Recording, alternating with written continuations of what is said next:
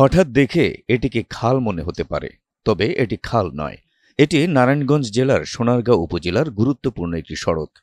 বারোদি থেকে শান্তির বাজার পর্যন্ত ৩.৫ কিলোমিটার দৈর্ঘ্যের এই সড়কটির বেহাল দশায় এলাকাবাসীর ভোগান্তির সীমা নেই।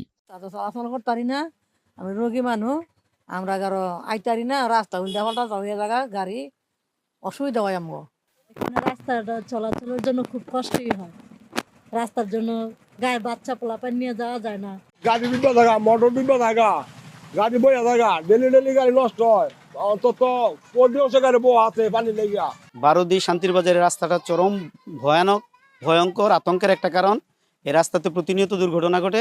ভাঙাচুরার যে অবস্থা, এখানে সোনারগাঁ এবং আড়াইহাজার উপজেলার ব্যাপক লোকজন যাতায়াত করে। পাশাপাশি এই গোয়ালপাড়া হাই স্কুলের শিক্ষার্থীরা এখানে যাতায়াত করে। সবার জন্য এটা অত্যন্ত কষ্টের বিষয়। বাজারের রাস্তাটি খুবই ভাঙাচুরা। এই রাস্তা দিয়ে আমাদের স্কুলে আসতে খুবই সমস্যা হয়। যারা অসুস্থ রোগী আছেন, এই মানুষগুলোর অনেক দুর্ভোগ চরমে। এই রাস্তাটা যেতে অনেক সমস্যা হয়। রাস্তাটা সত্যি অনেক খারাপ। বান্ডেল থাকলে প্রতি সেনমানিতে টাকা বাঁচবে। বিকাশ সেনমানি বান্ডেল কিনে জিতুন প্রতি লেনদেনে। খানাখন্দে ভরা এ রাস্তাটি সামান্য বৃষ্টিতেই যেন পরিণত হয় ছোট ছোট খালে। সিএনজি, অটোরিকশা, টেম্পু সহ যানবাহনগুলো যাত্রীসহ প্রায়শই দুর্ঘটনার কবলে পড়ে।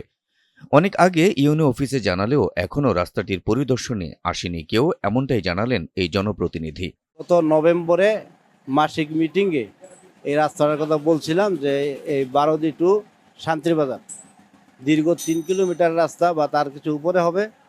এখানে বিভিন্ন জায়গায় জলবদ্ধতার সৃষ্টি হয় এবং গাড়ি ঘোড়া চলাফেরার অযোগ্য বৃষ্টির দিন আসলে। তা আমি আমাদের এই ইউনো মহোদয়কে আমি এই রাস্তাটার ব্যাপারে মাসিক মিটিংয়ে আমি উপস্থাপন করছিলাম, অবগত করছি। ইউনো মহোদয় বলছে যে রাস্তাটা আমি পরিদর্শন করব, আমি দেখব, এটা যথাযথ ব্যবস্থা নেওয়া হবে।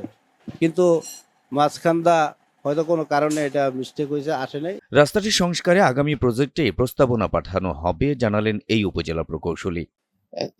এই রাস্তাটা আসলে অনেক আগে হয়েছিল, বিফোর 5 ইয়ার্স মেবি, আমি আমার পূর্ববর্তী সময়।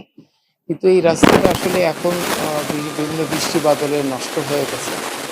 আশা করি আগামী জিওবি মেইনটেন্যান্স প্রজেক্টে আমরা ইনশাল্লাহ এটা প্রস্তাব পাঠাবো। গুরুত্বপূর্ণ এই রাস্তাটি সংস্কার করে উপজেলার লাখ লাখ মানুষের দুর্ভোগ লাঘবে দ্রুত এগিয়ে আসবে প্রশাসন, এমনটাই প্রত্যাশা স্থানীয়দের।